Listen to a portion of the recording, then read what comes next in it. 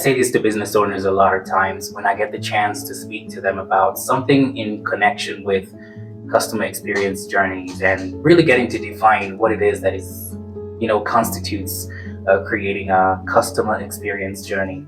Now, in hospitality, that could mean the journey between, let's say, for example, by the time the guest or the client books for a particular experience, like the restaurant, for example, you might have a fine dining restaurant and you want to host people of a particular demographic to come there and have maybe specialty type of cuisines or whatever it is that you can think about. Let's say it's a gourmet restaurant or whatever.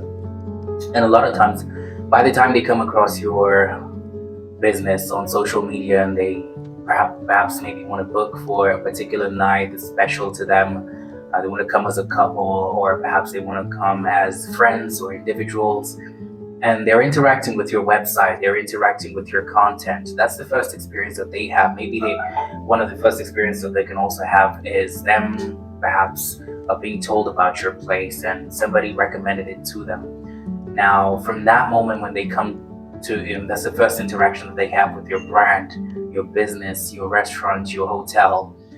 From that moment all the way up to the moment that perhaps maybe they have their dinner or they are exiting your place or they're talking about it at some point to somebody else, a relative, a friend. This is an entire experience journey, and the way that you curate this in order to favor your business, keep the customers coming back, it's really a deliberate effort that you have to put in as a business owner, and even the people that work with you, let's say your employees, your waiters, the people at the front desk. All these people are connected to the outcome of that experience.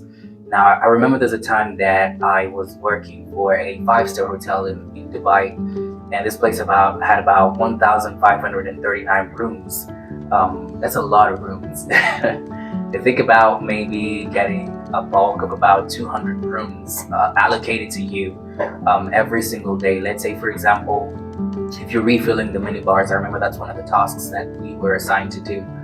You're thinking about your amenities. Guests upon arrival are supposed to be given a particular set of amenities. It could be chocolates, it could be fruits, it could be whatever. We're thinking about the access to the mini bar, things that are going to be refilled in the mini bar, how their consumption is going to be tracked.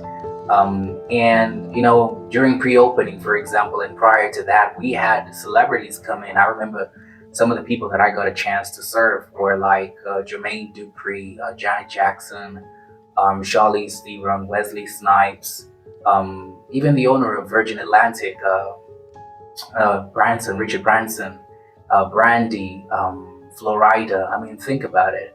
These are people of, there are four types of customers that I keep thinking about. And I mentioned this in one of my podcasts, sophisticated, affluent, cheap, and difficult. If you want to know more about those type of customers, that's a different podcast or discussion. But then my point being is that they all have preferences. They've all perhaps gained a particular amount of exposure to luxury and also cheap because they just probably didn't start where they are today, but they've had a particular exposure to what we can say is top-notch service. So when you undersell or you deliver less than what you promised, what your brand promise is, you really can't expect people to come back, and you really have to go back to the details and think, where did we go wrong? Do my people really understand what it takes? I mean, it's not just a fanfare where you're running around because somebody is a big celebrity and you're offering them exquisite service today, but then the way you treat another customer who's also a paying customer, or maybe even a regular customer, the way you treat them, it doesn't really turn out to be the same as the way that you perhaps maybe what they expected from you. Let's just put it that way. So defining how this entire journey, this experience journey that we talk about in our field of business, this is something that you really have to train your people on. Think about what your employees are saying to the customers. What is their product knowledge like? Are they familiar with your menu? I remember we used to face a very difficult time. For me, it was an international. It was a moment in my life where I had to learn what it means to offer international standards in service. There are things on that menu that I particularly did not know. It was the first time that I was coming across some champagnes, Dom Perignon. Think about Veuve Clicquot. I mean, there are types of food and cuisines that I think it was the very first time that I was being exposed to that kind of information. But then our manager in room service, for example, paid a lot of attention to training and helping us to really become familiar with what was on the menu and how to pair food and how to pair that with drinks that might go, in handy, not in hand really, but really something that would go together. Let's say, for example, white wine, a particular white wine that would go very well with white meat, or red meat with red wine. I mean, this type of knowledge is not just in food and beverage, but it also is in the way that you curate the entire experience, that you design an experience that your customer is going to really feel valued.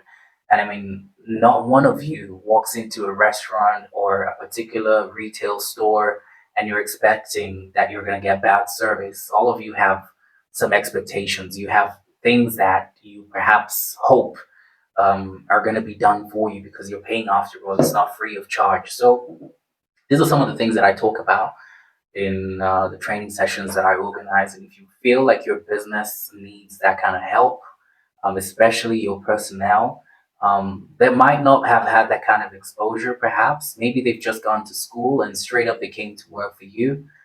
They really didn't get that kind of knowledge, or let's just say training. Training is very essential in really helping your people to identify how it is that they will particularly design an experience journey for the customer that will in turn affect your retention, customer acquisition and retention, acquiring customers and retaining them, loyalty programs that are designed around that, and of course how you also do follow-ups and looking for ways to create particular programs that are going to keep your customers coming back, because at the end of the day, if you create a funnel that will specifically address the problem areas that your customers are particularly looking out for, especially sophisticated and fluent clients.